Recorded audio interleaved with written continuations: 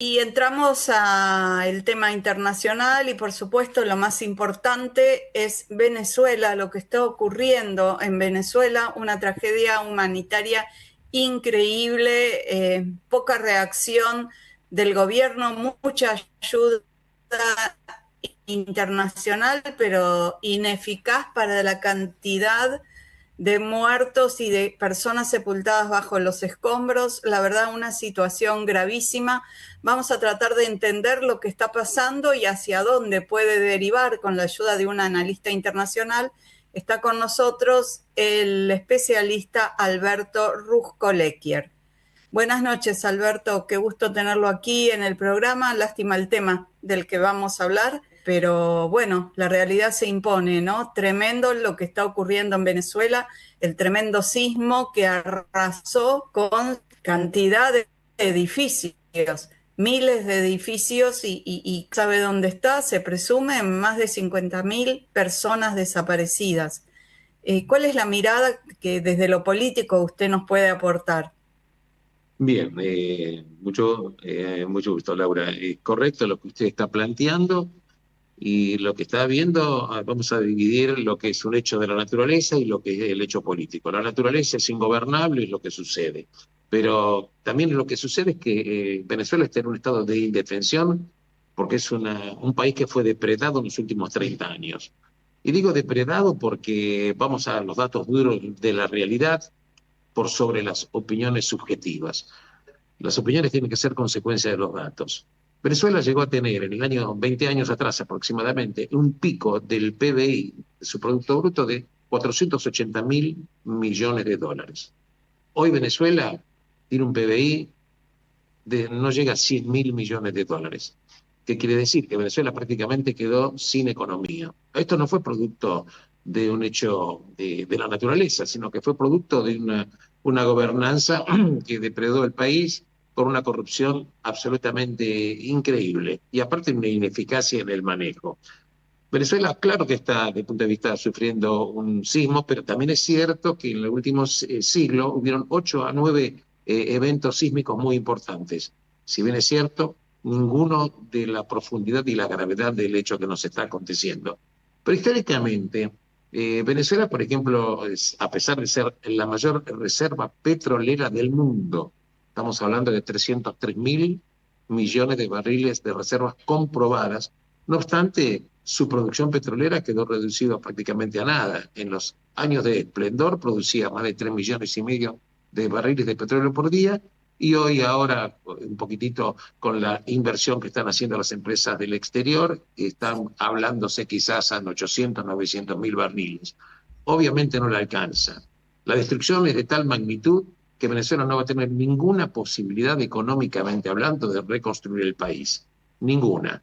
Va a tener que eventualmente esperar la ayuda, ya sea a nivel de préstamos a largo plazo, y va a tener que esperar las condiciones que Venezuela tiene un futuro que no va a poder manejarse por sí misma, no va a poder manejarse por sí misma en absoluto, va a tener que depender básicamente de una ayuda norteamericana, sin ninguna duda. Si va a ser el único país o no, no lo sabemos. Lo que sí sabemos, que históricamente las ayudas económicas que en su momento recibió Venezuela fueron de alguna manera en parte objeto de la corrupción. Esto fue incluso denunciado por el Departamento de Tesoro norteamericano ya en el año 2021, cuando acusó a Delcy Rodríguez, que en aquel momento era vicepresidente y actualmente es la presidenta, llamémosle interina, por haber socavado la democracia y actos de corrupción en la ayuda humanitaria.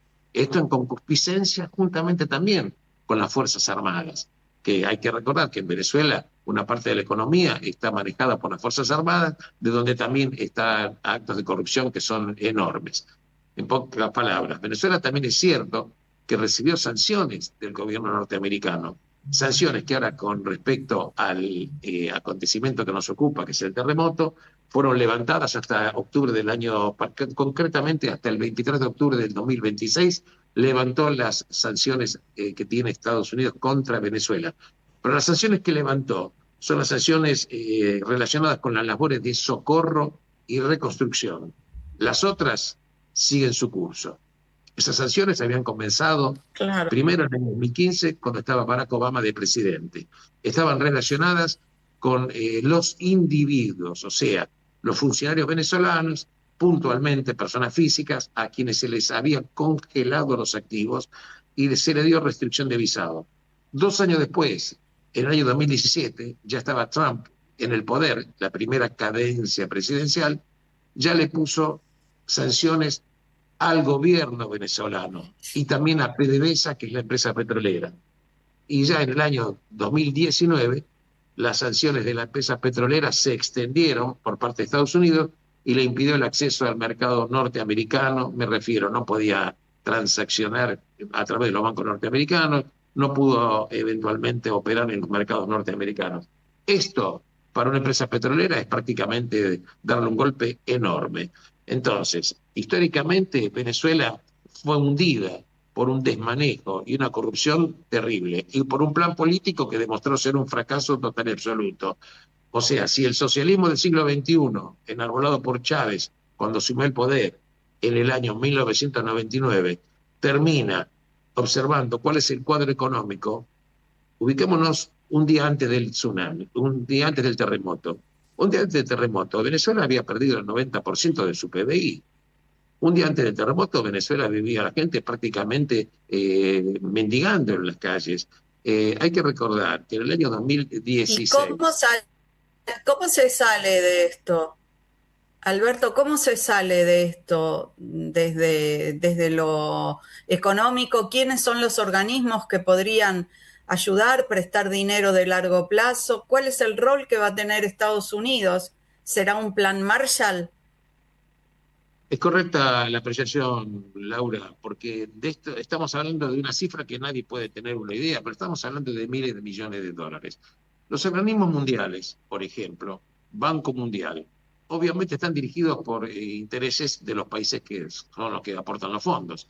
En consecuencia, hay que saber que esto va a tener que Ujú. tener una decisión política, porque este tipo de instituciones internacionales se mueven por decisiones políticas de los países que tienen mayor incidencia económica.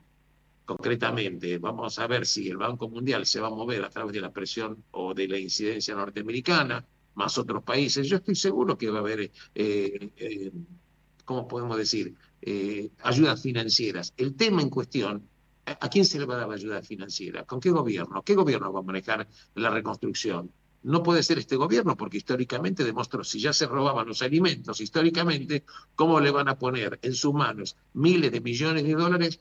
Porque estamos hablando de miles de millones de dólares. Reconstruir infraestructura, carreteras, edificios. Y también es cierto, de aquí en adelante, los próximos meses, hay que alimentar a la gente? ¿Dónde van a dormir? Estamos hablando de un esfuerzo ciclopio que por incapacidad económica y por incapacidad también del gobierno, esto no podría quedar, es mi opinión personal, Laura, absolutamente, no podría quedar nunca en manos Claro, claro. de este gobierno venezolano. Es una tarea que requiere una honestidad, una eficiencia y además unas situaciones que este gobierno no puede garantizar a la población venezolana. Hay que recordar, estamos hablando con usted, usted lo vio Naciones perfectamente. Unidas, Las Naciones Unidas también requieren, las Naciones Naciones Unidas. Unidas, la OEA. Sí, pero la OEA no, la OEA es más que nada un brazo de expresión de comunicados. Y las Naciones Unidas, en definitiva, ¿quién maneja las Naciones Unidas? Las Naciones Unidas no tienen, no es las Naciones Unidas que ponen dinero, son los países que van a tener que agruparse con decisiones políticas a través de los brazos financieros.